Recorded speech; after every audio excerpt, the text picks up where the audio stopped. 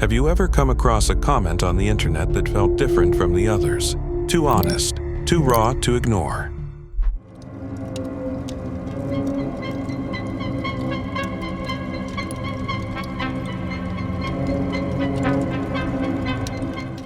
Everything from funny cat memes to unexplainable riddles can be found on Reddit, the town square of the internet. But sometimes, something darker, like the hushed retelling of a forgotten tragedy, might be hiding deep within a random thread.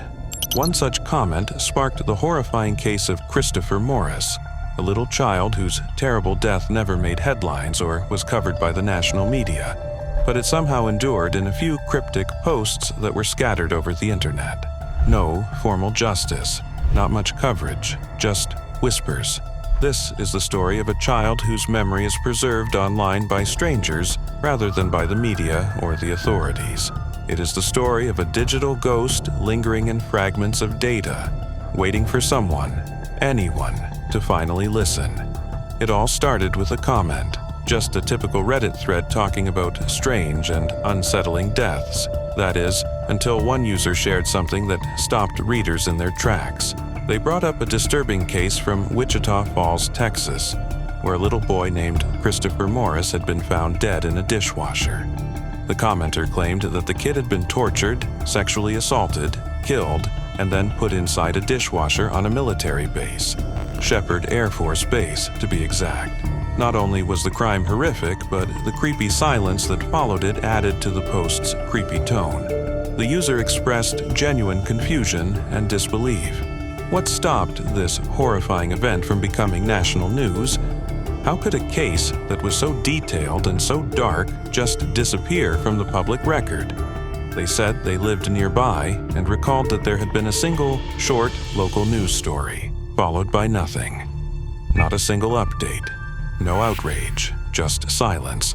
The fact that other Reddit users started to weigh in was equally strange.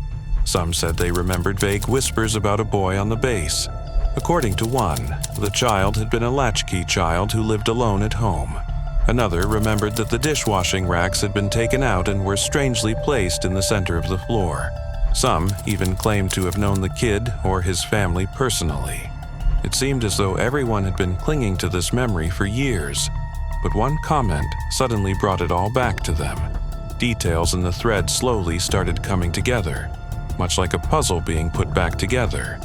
Yet, aside from that local story, no one was able to find any solid proof. Not a single headline, no justice, only memories, and an increasing awareness that something awful had been buried for a very long time. A few determined researchers began searching for any trace of Christopher Morris outside of Reddit as more users grew interested in the horrifying comment.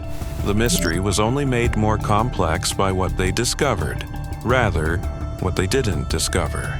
There were no court documents, no mention in official crime databases, and no national news report. An old archival article from the Shepherd Senator, a base newspaper, was the only written evidence that even hinted at the crime. It mentioned Christopher Morris, but only a little. No thorough coverage, no follow-up. Buried in an old PDF, only a name and a short mention. And that was it. That shocking lack of information raised a series of unsettling questions. Did this actually happen? Could a whole case of child murder simply disappear? And why wasn't it thoroughly probed if it did happen? Was it buried on purpose? Maybe even covered up? Then a strange thing popped up. A forgotten blogspot blog from the early 2000s called the Penile Avenger. At first glance, it seemed unrelated, although it was centered on domestic violence. But in 2005, the blog posted a single, quiet link to a Newswise article. The article discussed the shockingly high rates of child death on American military bases. Just a link, like a digital trail left behind, with no thorough explanation. It seemed out of place, as though the author was trying to make a point without explicitly stating it. That post triggered more speculation. Was Christopher's death just one of many that were ignored? Was this a sign of a larger issue that nobody wanted to discuss?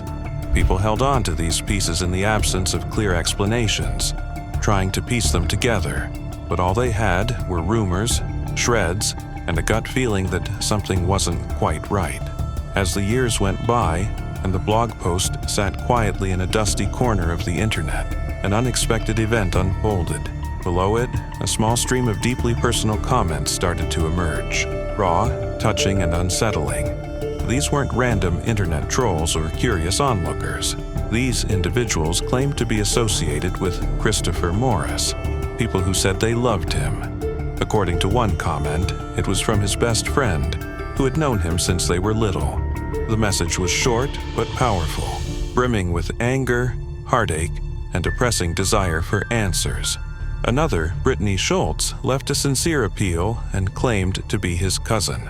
After that, a woman claimed to be his mother in a comment, and a former neighbor claimed to have been stationed at Shepherd Air Force Base at the time of the incident. Each comment carried the weight of loss. They talked of a little boy who was forgotten by everyone else, but not by his loved ones. They begged for justice, for someone, anyone, to remember what happened to Christopher. None of these commenters ever replied, despite the fact that several of them used complete names and even real email addresses. It seemed as though they disappeared into the same void that had engulfed the story after leaving their messages. One of the most chilling details was a link shared by the person claiming to be Christopher's best friend. riptochristopher.blogspot.com. The site was supposed to serve as a memorial, but there was nothing there when users tried to access it. No cached version, no archive, and no clues, just a dead end. It was as though Christopher Morris's memories had been lost to the internet itself. Nevertheless, the few emotional comments remained, clinging to the blog like unsettling whispers. As these emotional comments piled up, a new and disturbing question started to surface. Were these really the voices of people who knew Christopher, or was it something more dark, an elaborate hoax? The idea feels cruel, even offensive, but it's a question that has to be asked, because something doesn't quite sit right. First of all, there are strange patterns in the email addresses that are linked to the comments. Some have usernames that do not match the names they sign with, while others use underscores in strange places. It seems inconsistent, almost artificial, as if someone was trying to appear real yet failed to take note of small details. Then there's the writing itself. Some of the comments seem strangely detached, as if they're making an effort to sound emotional, or they use language that doesn't seem appropriate for a friend or family member who is grieving. It creates this uneasy feeling, like something just doesn't click. The mystery starts to settle into something more painful than mysterious as the story unfolds. Regardless of all the strange comments, disappearing links, and haunting silences, one thing becomes more evident with time. Christopher Morris was probably real. The details may be fragmented and scattered, but the sheer consistency of what little exists starts to build a believable shape. This boy wasn't just a story. He probably lived, and he probably died in a horrible way. The dishwasher detail is impossible to shake off. So is the mention of abuse. Someone doesn't just casually bring up that type of trauma that has been described. It's too raw, too specific, and too unsettling.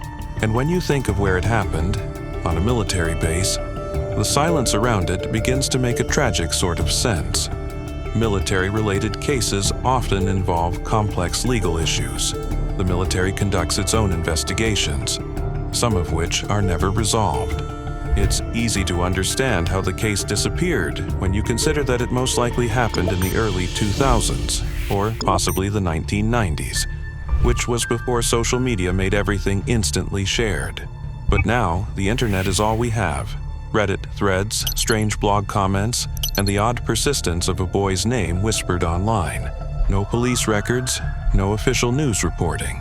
For Christopher Morris, his story might only exist in this strange corner of the internet. We may never know who killed Christopher Morris. We might never know why his story was so completely suppressed. That was all for today. Do not forget to like and subscribe to the Suspense Room to unlock more stories.